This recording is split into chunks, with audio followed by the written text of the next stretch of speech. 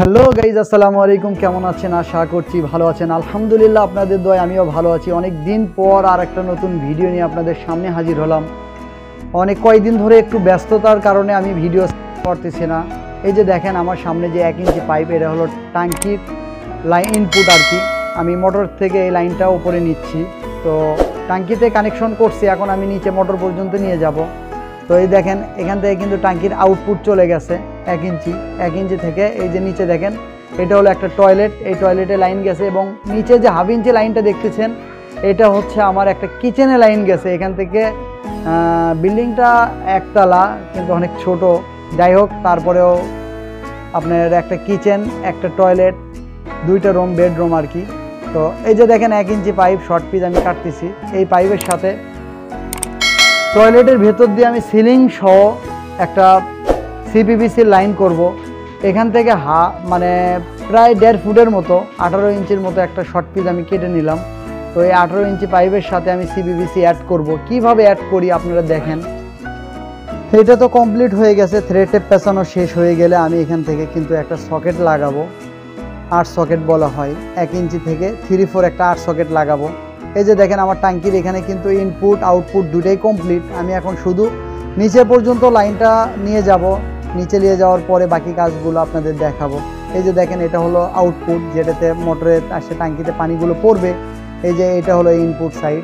তো input side হচ্ছে আমার এ পর্যন্ত টানা হলো, কমপ্লিট হয়ে গেছে।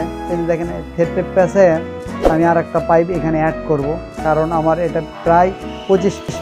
বাকি পাইপটা যখন আমি অ্যাড করে দিব, তাহলেই আমার নিচ পর্যন্ত অলরেডি চলে যাবে। এটা হলো 2টা পাইপ অ্যাড করার পরে যতটুকু লাগে আমি খাড়া পাইপ নামাই দিব। তো এখন দেখেন আমি এই পাইপটা কিন্তু এখানে সংযোগ দিয়ে দিব। এই যে ওই পাইপটা নিয়ে এসে এখানে যদি আমি অ্যাড করে দিই, তাহলে কিন্তু বাকি অল্প একটু থাকে, শুধু খাড়া পাইপটা। এই যে দেখেন এখানে থ্রেড টেপ পেঁচা কমপ্লিট। আমি এখন কিন্তু এই সকেটের সাথে এই 1 ইঞ্চি পাইপটা অ্যাড করে দিব। তো এখন দেখেন এই যে প্যাচ লাগানো হচ্ছে, এবং এখানে যদি আমি টাইট দিয়ে দিই, তাহলে আমার এখানকার কাজ শেষ। এখন মাথাতে শুধু একটা এলবো লাগাই দিয়ে কিন্তু আমি নিচে খাড়া পাইপ থেকে ইন করে দিব। তো এই যে দেখেন এখানে একটু ধরতে হবে, ধরে আপনি টাইট দেওয়া কমপ্লিট হয়ে গেলে বাকি কাজগুলো কমপ্লিট করব। তো দেখেন এটা কিন্তু লাগানো প্রায় শেষের দিকে। তো এটা শেষ হয়ে গেলে নিচে চলে যাব আমরা। নিচে কিন্তু যে কনসেল ওয়ারিং বাদ দিয়ে আমরা কিন্তু ওপেন ওয়ারিং করতেছি, যেহেতু এটা মানে একবারে নর্মাল টয়লেট। তো নর্মাল টয়লেটে কিন্তু আমরা ওপেন ওয়ারিংগুলো করে দিব। দেখেন এটা কিন্তু প্রায় কমপ্লিট। এটা টাইট যদি ফুল না হয় তাহলে কিন্তু সমস্যা।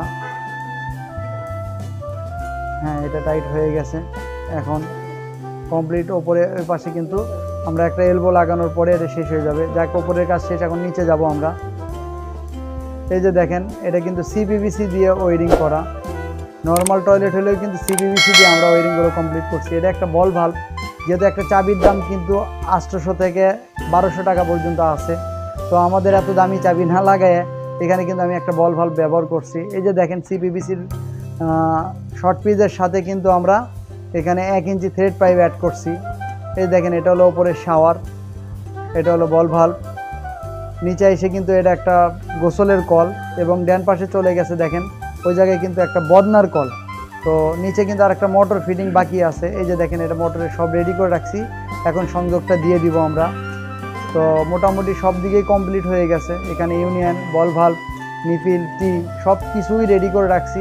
শুধু বাইরের থেকে যে 2টা ছিদ্র দিয়ে আমার লাইনটা পার হয়ে আসবে। তো যখন এখানে কমপ্লিট হয়ে যাবে, তখন কিন্তু আমরা মোটরটা ছাড়তে পারবো। এই দেখেন এটা কিন্তু ইনপুট, এই যে মোটরের ইনপুট নিচে